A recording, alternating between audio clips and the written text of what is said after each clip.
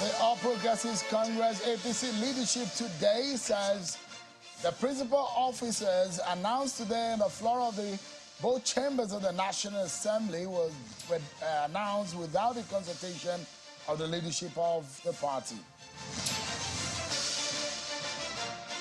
An INEC chairman, for the first time, perhaps in a long time since the conclusion of the 2023 election, has come out publicly and it says they will go after over 250 cases on the 2023 election, and they will be helped by the NBA.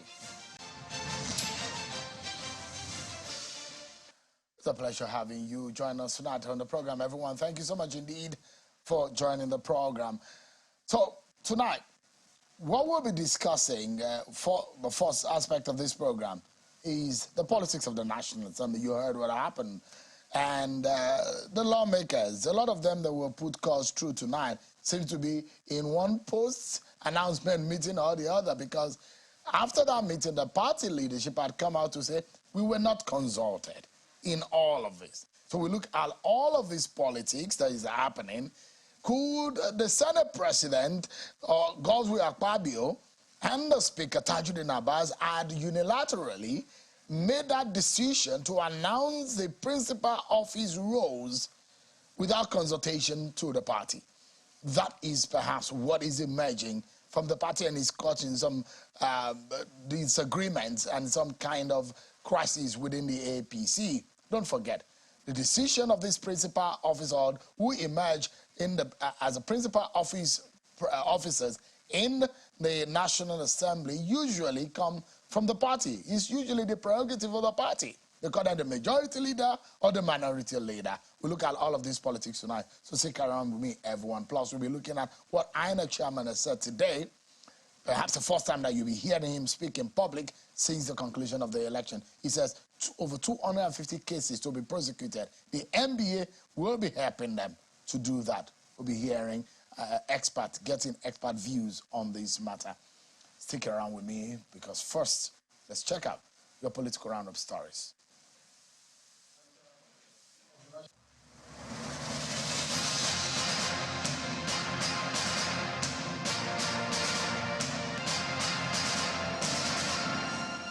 President Bola Ahmed Tinubu is expressing confidence that his administration is on the pathway to success in spite of the challenges facing the country, saying Nigeria has no reason to fail the rest of the African continent. The president said this while receiving officials of the Bank of America at the State House in Abuja. He adds that his government is committed to instituting reforms that will engender the sustainable growth and development of the country. Meanwhile, the leadership of the Bank of America reacts to the initial policies of the Tinubu government.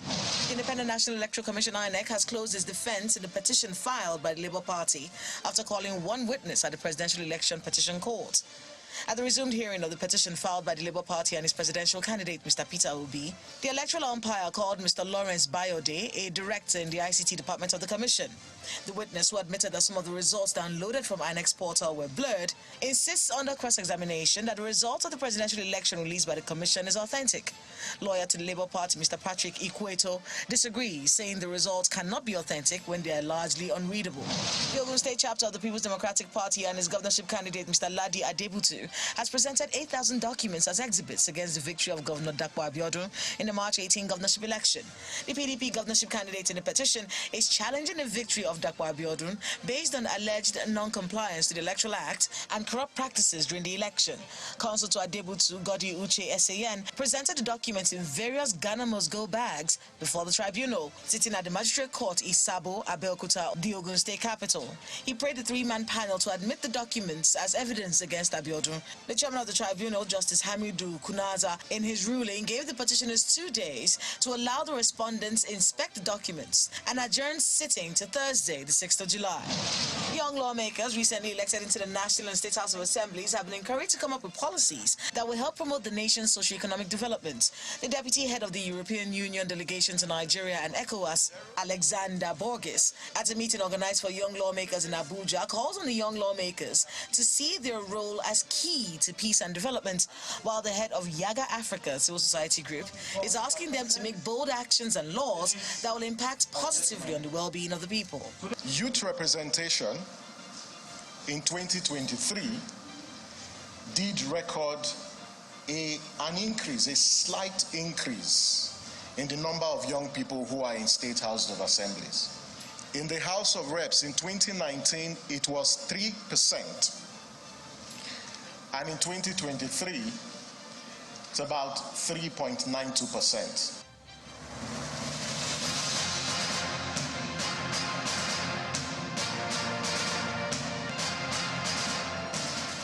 Thank you so much, everyone, for staying with us. It began today with some drama. It looks like there is a change of guard. As even with the security in the National Assembly, we understand that even the Sergeant at Arms, first and foremost, showed some character today by not allowing some people into the National Assembly chambers. But eventually, what became the biggest story was the announcement of principal officers in the National Assembly, in both chambers, the Senate, the red chambers, and in the House, the green chambers. Today, the Senate President Godswill Akpabio announced the principal officers for the 10th Senate, and according to him, he said they emerged through a consensus. Now, Senator Opoyami Bamdele from Ekiti State was announced as the Senate leader, while Senator Dave Umahi, the former governor of Ebonyi State, emerged as a deputy Senate leader, while Senator Ali Ndume from Borno State was announced as the chief whip, and Senator Lola Ashiru from Kwara State was announced as a deputy chief whip. And in the House of Representatives, the Speaker, Honorable Tajuddin Abbas, announced that Honorable Julius Nyovere from Edo State is a majority leader, while Honorable Alims Abdullahi was announced as the deputy majority leader, while Honorable Bello Kumo announced as the chief whip, Adewumi Onanuga as the deputy chief whip. In the House, Honorable Kingsley Chinda was announced as a minority leader, and Honorable Aliyu Madaki as the deputy minority leader, who is a member of the NNPP. Honorable Ali Isa, deputy minority whip of the PDP, and Honorable George Ozudinobi, Labour Party member, as a deputy minority whip. The minority leadership in the Senate appears to be some very new faces in the Senate. They include Senator Simon Davu from Plateau, Senator Oyewumi Olalere from Osun, Senator Darlington Unwokiocha from Abia Central, Labour Party is a minority whip, and Senator Rufai Anga from Kano, member of the NNPP, as the minority whip. Let me allow you to listen to the Senate President. So I'm happy to announce that by consensus, the Senate leader is Senator Opoyami Bamidele. He will be the majority leader of the Senate and the Senate leader. Senator Mohammed Ali Ndume will be the chief whip of the 10th Senate. Senator David Umahi,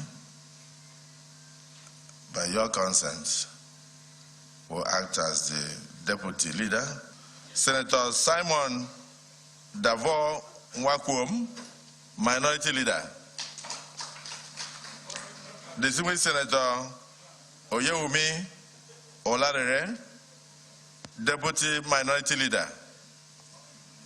Distinguished Senator Darlington Wokocha, minority whip. Distinguished Senator Rufai Anga, deputy minority whip. All right, that was what happened on the floor of the Senate. But let me allow you to listen to the Speaker for the announcement of the House principal officers. Honorable Julius Nyovere, APC Edo, as majority leader.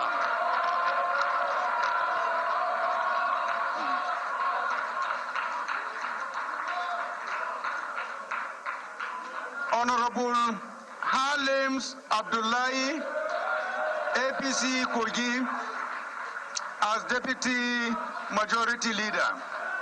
Honorable Kingsley Chinda, has been nominated as the minority leader, and he is from the party PDP extraction. All right, then. That was in part what transpired on the floor of both chambers today.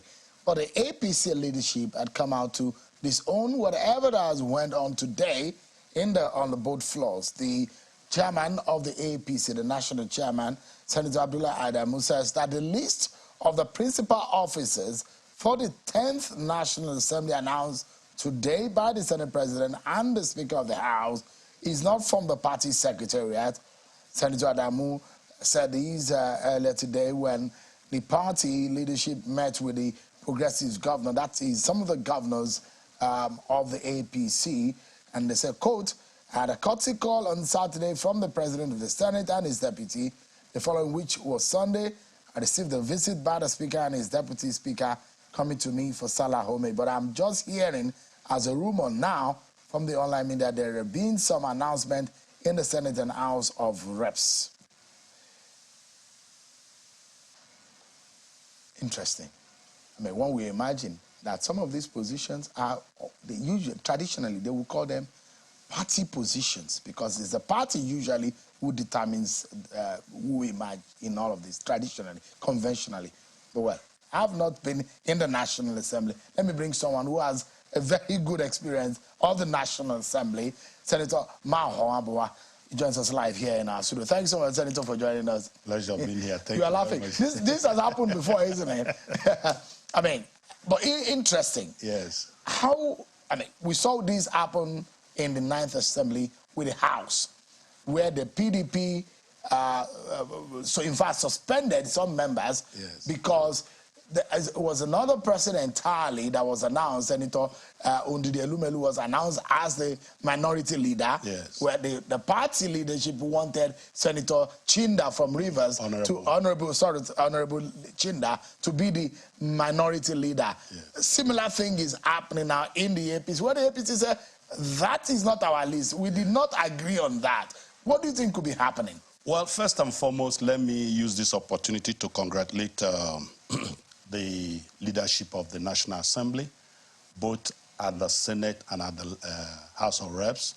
When I mean the leadership, I mean both the presiding and the principal officers together now will become the principal officers, especially with the seamless way that they all emerged. If you had the Senate President, he said by consensus. And that is what actually is supposed to be. For me, consensus by the senators or by the party? By the senators. Because you begin to define what consensus listen, for me, this sense. Yes, for me today is a day of joy. I'm happy. Because, you see, as an alumni of the National Assembly and somebody who started at the leadership level, this is like a seed we planted since 1999, nurtured it in 2003, but today is beginning to yield fruit. Because we've talked about the independence of the National Assembly. And don't also forget why I'm surprised that the leadership of APC, led by a senator, is saying this. I'm surprised. Maybe he has forgotten that prior to 2023, we had specifically party leaders. When we got into the National Assembly, then there were three major parties. We had PDP, we had APC, you had NPP, AD and APP. APP, yeah. These were the three. And that's in the first term. In the 99. Yeah. And each of those parties had their party leaders, which was actually where the party should make or made their nominations. Like I tell you, when we were there, I was the deputy first. I was the deputy majority leader, then later deputy leader.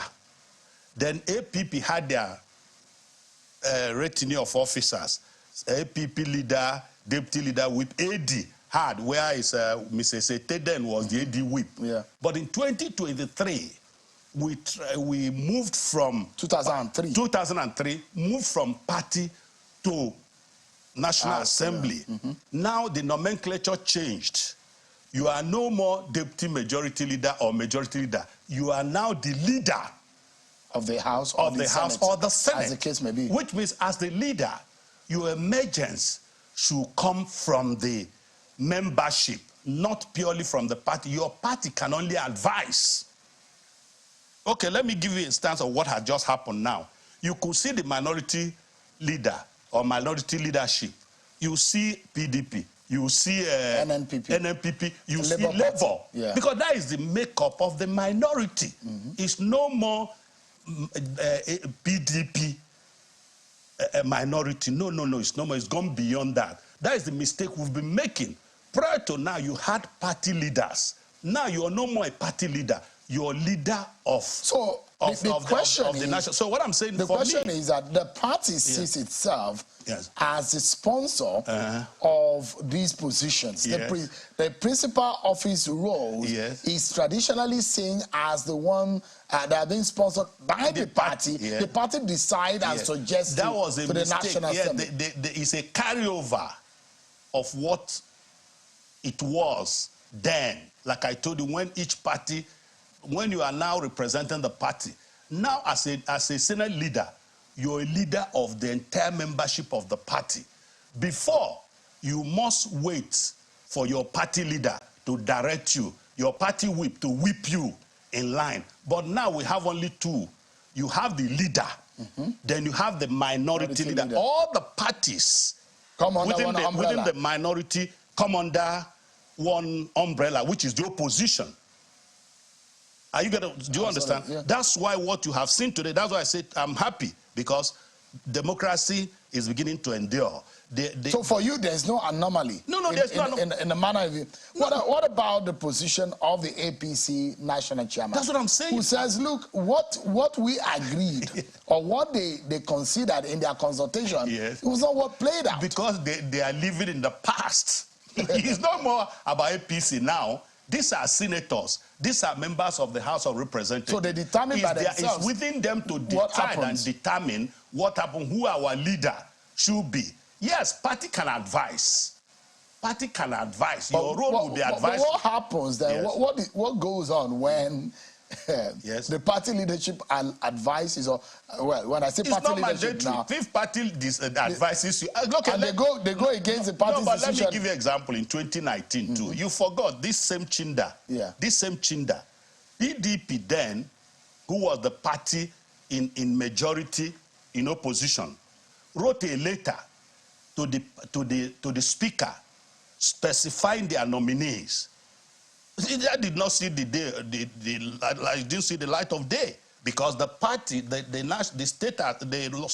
House of Reps on its own, the leadership in collaboration with the minority then elected their leaders, and that's what happened.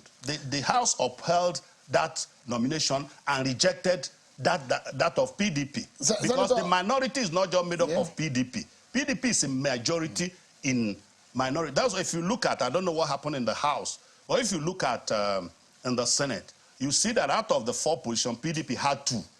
I think Labour had 1, then NNPP had 1, because they are looking for harmony, for the smooth running of the... Senator, let me ask you, what do you think could have been playing in the background? Yes. You add the names of the likes of Aminu Tambuwal, former Speaker of the House, 2-term governor, who is back in the National Assembly as a senator this time around, who they've been tipped for the Senate minority leader. You are the likes of Senator Abba Moro and a few other big wigs within the PDP that are being tipped. But you see the emergence of Senator Simon Davor. I mean, you probably will know him because he was in the House. So, in fact, most of the people in the minority were former House members who are now in the Senate. So you imagine that they may not be as influential as it could be. But there are those who believe that they belong to the G5 caucus. Same with Honorable Chinda, for example, that they belong to the G5 caucus of the PDP. And this is what is playing out. What do you think went on, the undercurrent? What we're not seeing, other things? Well, first and foremost, I will restrict myself to what I know. I don't want to conjecture or guess what I don't know. Like you said, don't forget that the 8th Assembly, I was there as a senator. We had people like James Manager. Yeah. We had people like Thompson, so many people who are third, fourth term, even Abaribe. Abaribe, yeah. But Ababio, who was a first timer, emerged as a minority leader. And a lot of people fought it. Yeah, definitely. There were strong opposition against. There will always be. Because there must be one reason or the other. Personally, at that time, we felt it was a misnomer. Do you understand? But fortunately, James Manager, because it has already been zoned to the south-south, who should have been the right person to step in into that role, decided to back out and supported Ababio. So what can you say about it? Not to talk of this one now, you have all of them. They are all members of the National Assembly. I've not seen any first-timer. If you come to if you're talking about the minority, Simon he had been a member of the House of Reps, I think a 2-time member. Yes, he's been. From Osun. Oh, he had been there. Honorable Hanga. Yes.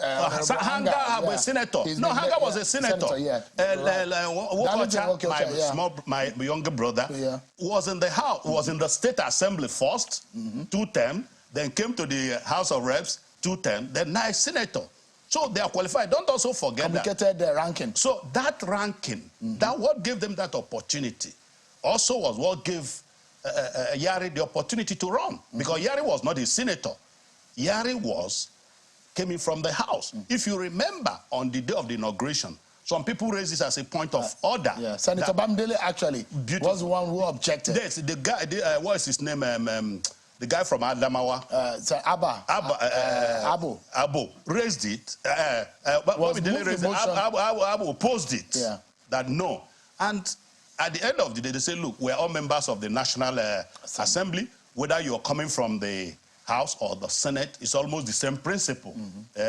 Rules, whatever, the modus operandi, the same. So they allowed that, they upheld it, and the election went on. So if you look at it today, all those that emerged in the leadership, for me, are people I think I can beat my chest and say, they have a good record. The only man you can talk about who is like, if you call him a rookie, is maybe the man representing my dad is Umahi. But he was a former governor to that extent, and he's a deputy leader. He has a leader. He only comes. And if you talk in terms of performance, definitely, if you want to use performance, you can agree with me. Irrespective of the fact he was from a different party, Umahi in Southeast performed beyond most of his colleagues in Nabiano. Go and see what he did. He turned the boy to what uncommon Senate president today turned Akwa Ibom to. So for me, I think it's just that the party, I think the party should go back and re-strategize and do a consultation. And quickly, before it's late. Do you see a possible reversal? No. Reversal how? You don't see, if the party insists.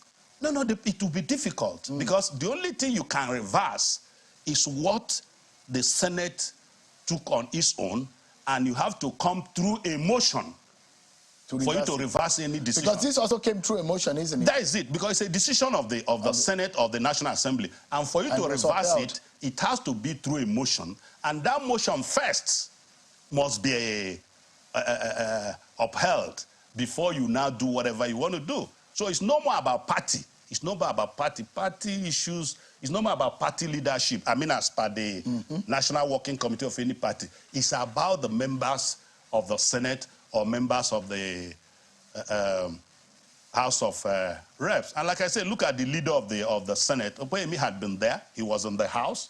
He's been in the Senate. I mean, I think for me, I'm excited, really, to be honest to you. But I mean, look at Ndume. Look at Ali. Ndume is like an leader. He's almost like an indigene. He was also APC, when we were in the House, he was also an APP leader in the House.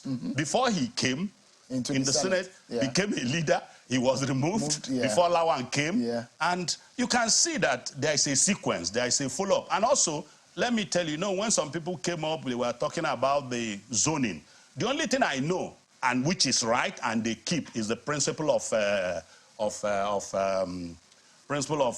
federal character, because there are 6 geopolitical zones in this country today recognized, and that's the modus, the parameter we use in sharing political offices, and the same thing we use in the National Assembly. And if you look today, you can, whether in the Senate or in the House, all the geopolitical zones are, you know,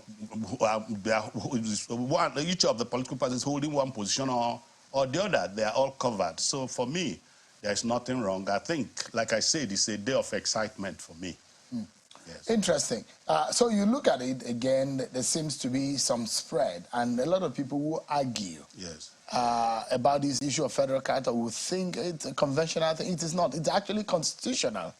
Yes. Section 14.3 of the Constitution stipulates and stated it clearly that the composition of the government of the Federation, it means that the government at the center or any of its agencies and the conduct of its affairs shall be carried out in such a manner as to reflect the federal character of Nigeria and the need to promote national unity. So for those who always think that we could experiment or we could tinker with the concept of federal character, are probably getting it wrong. It is enshrined in our Constitution. But let you look at the spread and how even or balanced it could be. So you look at Goswe Akpabio, South-South. You look at his deputy, Barao, Senator Barao, Northwest. Senator Southwest. Southwest. Deputy leader, Southeast. Senate deputy leader, Southeast. The chief whip, rather, Senator Alindume, Northeast, and Senator Lola Ashuru, North Central. So you can see that it's balanced. Actually, part of the problem we had in the last government is non-respect to federal character. You know, at a point, it was looked at government of nepotism, where you appoint people from one zone, from one state. I mean, it's unacceptable, and that is what has created the dichotomy we have today. You can agree with me that prior to 2015, we didn't have this hula bala about religion and ethnicity, but because it was pronounced in the last government, and that's what we're still about to cure. You remember, that part of the reason why most people said no to Yari, in as much as personally, as a legislator, and that he's not, I say we do apologies. I mean, if we want to bring in, you remember the last I was here, I told you about character, I told you about competence. Those are key. And when you bring a Senate President is the third man in the order of protocol in the country. And he's going to be the face of Nigeria. No, Nigeria first, and the National Assembly in international fora. So he's going to represent. So you must do somebody that you see him, you'll be proud. Like I tell people, I say, look, like Akpabio hate him. You see that he's competent. He will bring his sagacity and his uncommon knowledge to bear. Let's wrap up on this. The people of Nigeria are facing some difficult times at the moment. There are initial policies of the federal government is causing a few discomfort, economy and all what have you, and any kind of succor or any kind of activity to alleviate their suffering will be appreciated. We'll be seen as a good gesture. This National Assembly, Nigerians have been very critical of the National Assembly. In fact, a perception out there is that they just go there, do nothing, get a lot of Nigerians' money. The duty and the major obligation of the lawmakers is to make laws to impact positively the lives of Nigerians. What do you think they should be considering now? Now they are going to be settling in. If you were in their shoes right now, what do you think? Because Nigerians are a bit impatient about their leaders.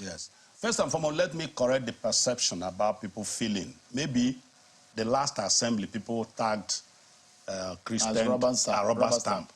When we came in 1999, Shehu, you can bear me out, that the House of Reps particularly held this country, and we made sure that we made laws, we stood for the interests of Nigeria. It's on record, even up to 2027 and thereafter.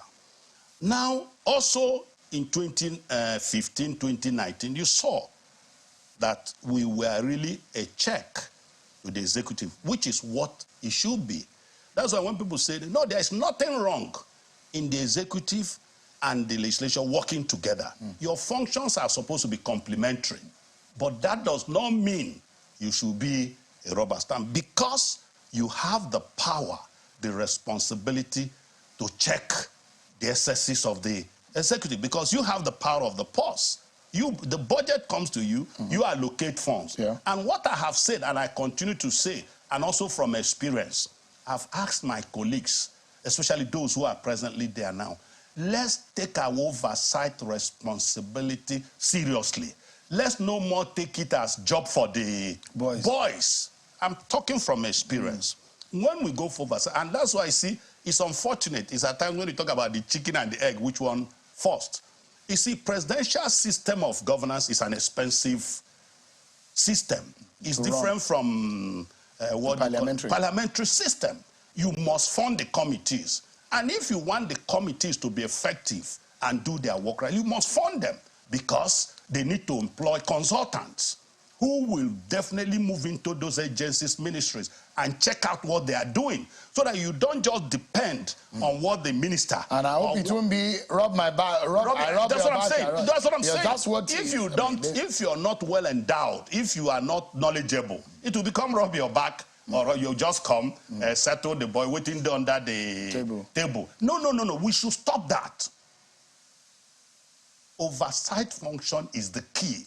Once the parliament takes that responsibility seriously, you see that things will change. Just like you are saying, that Nigerians are suffering. Yeah. They are suffering, but we know that this should be a short-term thing, because we need to remove this subsidy. Don't forget that I'm PDP. Yeah. We had wanted to do this earlier, but people said no. But thank God that it has come at this time. And we know, you can see that we have a little bit shock absorber. But our patience should not be taken for granted. So I know that once they begin to bring in the palliatives and ways, it must come through appropriation. Let the Senate appropriate and follow up and make sure that that purpose, the intentment of that palliative, get to the people. And once we do that, you see Nigeria will be a better place for all of us. Senator Mawabwa, one of the, I will say, for the Fourth Republic, one of the experienced lawmakers. Thank you so much for joining us. Really appreciate your time tonight. Thank you, my pleasure. We'll take a break, and we'll be looking at what INEC is up to. They say they will be prosecuting over 250 electoral breach cases alongside with the NBA. We'll be hearing for someone who's been with INEC for several years and he understands the internal workings. Stay with me, everyone. We'll be right back.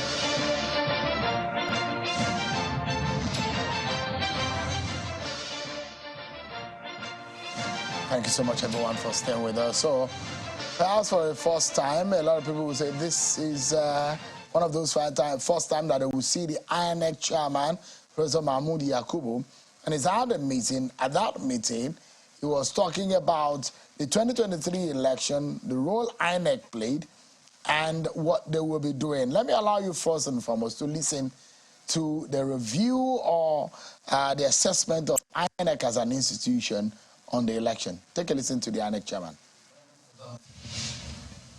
Despite the divergent opinions about the outcome of the election, the overall outlook suggests that it is fair reflection of a complex multi-party democracy. Our record shows that these elections have produced the most diverse outcomes ever produced since 1999. Today, 5 political parties produce state governors. 7 parties won senatorial seats. 8 are represented in the House of Representatives and 9 in the state houses of assembly. Clearly, the 10th National Assembly is certainly the most diverse in party representation since 1999. We must acknowledge that there were some challenges which were structural, infrastructural, and human in nature. We are presently looking at all the evidence of infractions during the election, including the prosecution of electoral offenders. Yeah. That, the latter part of what is said about prosecution of electoral offenders gets our attention, and allow you to also listen to him again on what they will be doing specifically about that. We are looking at the activities of all actors involved in the election, including some of our high-ranking officials. I can confirm that the Nigeria police concluded its investigation of the conduct of our resident electoral commissioner in Adamawa State and submitted the case file to us. Appropriate action will be taken in a matter of days, and Nigerians will be fully informed. I can also confirm that we have received 215 case files from the Nigeria police following their arrest and the conclusion of investigation into electoral offenses arising from the 2023 general election. We are working with the Nigerian Bar Association, the NBA, to prosecute the alleged offenders. ANEC Chairman, Professor Mahmoud Yakubu. Let's get some insight into all of this. I'm being joined by one man that will probably be at that seat if he were still in INEC, Dr. Mustapha Lekki. He was a former national commissioner with INEC. Thank you so much indeed for joining us tonight. Thank you, Sharon, for having me. Glad to be here. How difficult is that, this kind of period? This is perhaps the first time we're seeing INEC chairman come out publicly to speak to Nigerians about the election. And this is his own assessment, or the commission's assessment. There's the EU assessment, and those who are talking, the government of the day had denied and disowned what the EU had said. But how difficult is it coming out several months after the election? Well, first and foremost, we should commend the chairman for speaking so forcefully and so clearly. I would say for the first time, since the election. Clearly, this is kind of statement, presentation that a lot of Nigerians would have expected, given the challenges that occurred during the election. Some of those statements would have been made promptly as those challenges were made. And of course, because waiting very long to make comments about that would have been playing into the hands of the court, and then it would have been used against INEC. So I commend him for this statement that I just made, today. The issue of electoral offenses, it has been a turning issue for INEC, for the electoral system in Nigeria. People have been calling since the time of the Justice Uwais report that we set up an independent commission, to take into account this issue of electoral offenses. So do we really need that? Well, because there are those who will say INEC is there. The police, which has somewhat kind of omnibus role to prosecute any kind of offense. The reason why people think we need, because INEC is saddled with too many things for which it doesn't have the competency to do. And there are those who will criticize that even the ones that INEC promised failed in it. Well, I will not align with such people who will say that. You have to look at things very critically. I know people who are playing into the social media space will say all manners of things. When it talks about the failure of INEC, we must look at it within what the law allows INEC to do and not to do. So you must tell me, and I believe that clearly INEC, there are issues out there, the issues of reputational damage, which has occurred to INEC clearly. Is How bad do you think this reputational damage I think it's pretty bad, and the reason is mostly because it's being fanned by the social media, really. Is it? Yeah, but based on what was also said, because, there are those who say INEC should be held accountable, not for what they did not promise, but what they promised, what they said they were going to do, and what they failed to do. I think they are a bit unfair, but again, we're looking at perception. They are a bit unfair in the sense that you have to hold INEC accountable for what the law permits INEC to do. Did INEC break any law, really? What is the Electoral Act of 2022 that says INEC must do this and INEC failed to do that? So we must start from there, because INEC must comply with what the law asks us to do. But it could have been the exuberance of the leadership of INEC to have made promises beyond its capacity. Clearly, it's suffering the damage to its reputation by such outlandish promise. Clearly, I think that... You think those promises were outlandish? I think they were outlandish because they're not in the law. Nobody asks INEC to go there that you must do this in live and submit it as it is happening. It is not in the law. So for you to make that promise and go after the shore of Nigeria to make such promises, you are putting yourself off for a lot of, risk. And you can see the outcome of that. So people are happy on that as if that was a requirement for declaration of results. It was not a requirement, clearly not. But was the election a good election? Well, if you ask me, I mean, I have to look at it in terms of elections that have happened in the country historically. When you look at it historically, honestly, what happened in this election are a bit mind-boggling on the positive side. In the sense that there were many things that happened that couldn't happen in the past. People you expect will just win easily because they are the incumbent, they lost. I mean, so many people, ordinarily, there is a free ticket to go from being a governor to go to the Senate in Nigeria. It's not a free ticket. You don't even have to contest. But you see many of them who contested. At least half a dozen of them contested, they lost. I mean, that is a serious thing. And then you see a number of parties. Multi-party election took place, and many multi-parties won, and they are in the State House Assembly, they are in the National Assembly, they are in the Senate. Is that a reflection of... It's a reflection of a good election. It's a reflection of a good outcome. You know, doesn't mean that there were no challenges which are very contentious, which have affected, damaged the reputation of INEC clearly, and they have to dig themselves out of this hole. And I think the leadership has a responsibility to bear as far as that is concerned. But in terms of concrete, measurable outcome, these are indices that have never happened in the electoral space in Nigeria. And we must accept it and grab it as a way to move forward. There are those, I mean, for some of us who have followed and monitored activities of election observers, and the EU came and became a sensational one. Some of us would describe it as sensational because EU's report is perhaps a replica or a copy of what a lot of the local observers have actually observed. In fact, there are those local observers or Nigerian observers that have done more intense work than what the EU had done, and they've done it several weeks since after the elections. But if you look at the EU report, I don't know if you have read it or if you've studied it, do you think it was a report that INEC should be considering? Well, there are many ways to look at the EU report. Yeah, of course, INEC must consider all reports, and all reports must know that they have their biases. They're coming from a particular standpoint, whether it is EU, whether it is the African Union, which have their own. You must compare that too, because those are our own people. I don't want to say that EU is irrelevant, but those are closer home than the EU are. But the EU must also look at their report vis-a-vis what happens in their own countries, in their own politics, in their own parties, in their own elections in their country. You know, so you cannot use a different standard. And some of the things that EU, I've read the report, they measure, like issue of violence. You can't hold INEC accountable. You cannot hold INEC responsible for marginal representation. Women are not participating. I mean, I don't understand. So some of all these things are just heuristic kind of claims by EU. I mean, those are standard in their own country. Is that what happens? But as a people, should we be bothered about EU anyways, or their own report? I'll probably focus on something, some other reports. No, we should bother about all reports. We should take them and try to sift out things that are relevant and throw away the nonsense that may be contained in those reports. That's the way I would look at it. Everything is not that bad, but a few good things that will be there. The issue of youth participation, the issue of gender representation, they're very good issues. We must find a way to make them part of our electoral law so that they make sure that everybody is covered, no particular group is marginalized. So in that sense, pushing that envelope is a good thing. But doesn't mean that they should come here, oh, I don't want to sound as if I'm against EU, really. But really, they must look at things they prefer to vis-a-vis what happens in their own country. Within the cultural milieu of our space. Of our space. Yeah.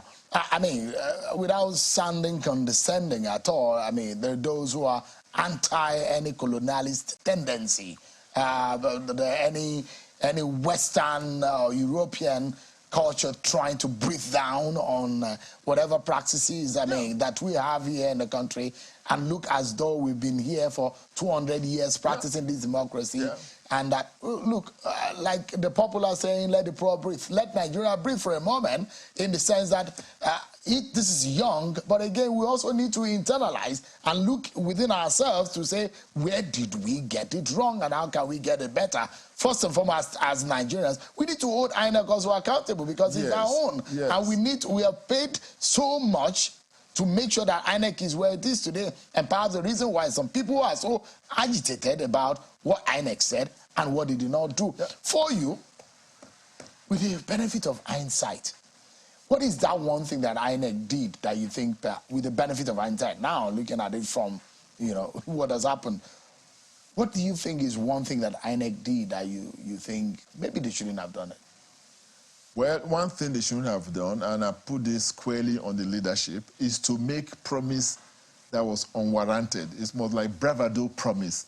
I mean, in a political situation like this, where there are a lot of uncertainty and mines all around the field, you don't make such promises. I think the INEC leadership overpromised what was not required for it to promise. To say that results will be transmitted live so you can go there and see it as it is being transmitted.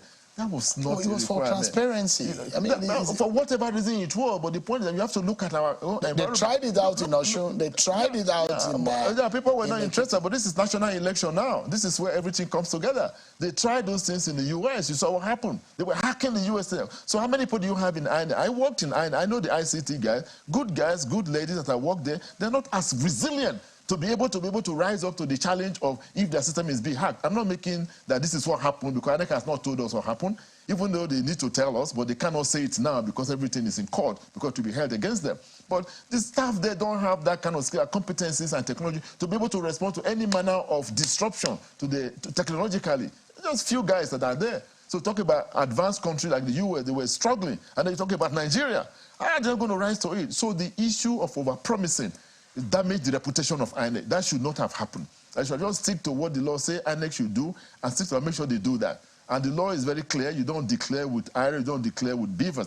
It is still a manual process of collation, following the collation procedure from polling units to the ward, to the LGA, to the state, and then to the national level. That is what the law says. And INEC has complied completely with that process. Yeah, but at the end of the day, you again imagine that the duty of INEC, and they say he who come to equity must come with clean hands. Yes. So INEC wants to conduct an election and says, look, we are going to make it transparent. There's nothing to hide and all of that.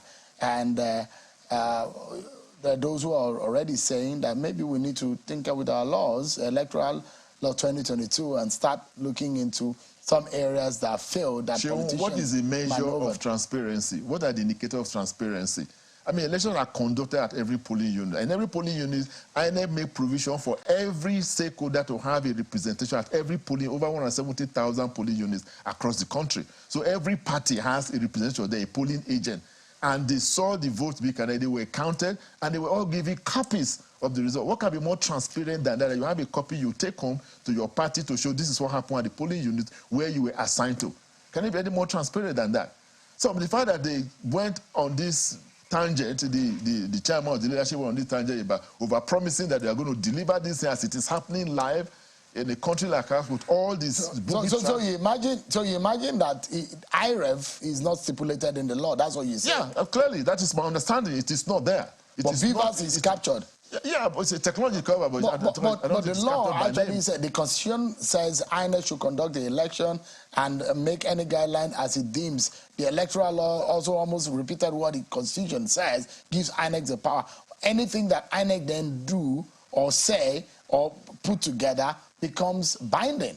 So if they say they want to capture the election by and put the result out through the IRF, it's binding because that is how the Constitution says it is whatever they deem fit. The Constitution, the collation process is very outlined. Formats, one stage to the other, the provision of agent, those are in the Electoral Act. They are there.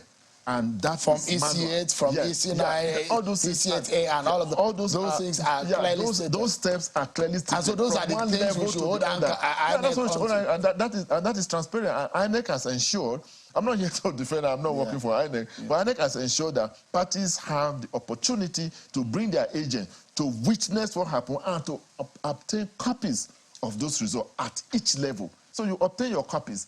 If the copies are different, the matters will be arising. With your experience in INEC, on a final note, and this is where we anchor, sir, with your experience in INEC and what has happened, I mean, you were there, you've conducted several elections, one of the most controversial elections you've coordinated. I remember how tense things were on the field some years ago, and we thought that there was a point of no return, but thank God that things were resolved at that time. But if there is something that needs to be done urgently to really make things better, after all said and done, what would that be? Well, it will be difficult for me to pinpoint a particular thing, and I think this is going to come out from the review that INEC is going to do.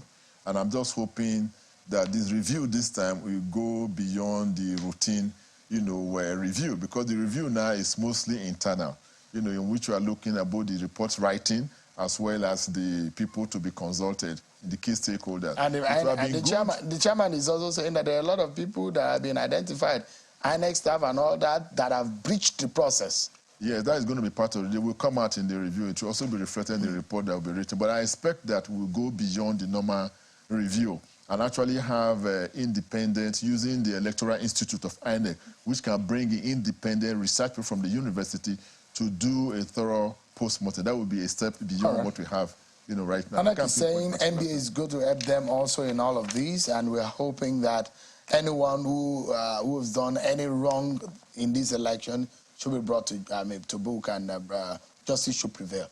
Hopefully that will happen. And not only to those who feel that something wrong was done, to the society and to INEC also. Justice should be INEC already has a pretty good track record while we were there of punishing staff who have breached the law. So more than any other particular commission before us. So I think they will just continue to extend that practice of punishing everybody that has erred in this process. Thank you so much. I thought we did some justice to the conversation. Thank you so much indeed, Dr. Mustapha Lekki. Always a pleasure. The quality of your mind and your thought. Thank you so much. You're welcome, Sean. Thank you very much. But that's our show for tonight, everyone. I'll see you tomorrow at 7 p.m. There was a guest that's supposed to come on the program tonight. He says tomorrow. There's one guest that you need to listen to. I'll see you tomorrow at 7 p.m. in Bye-bye.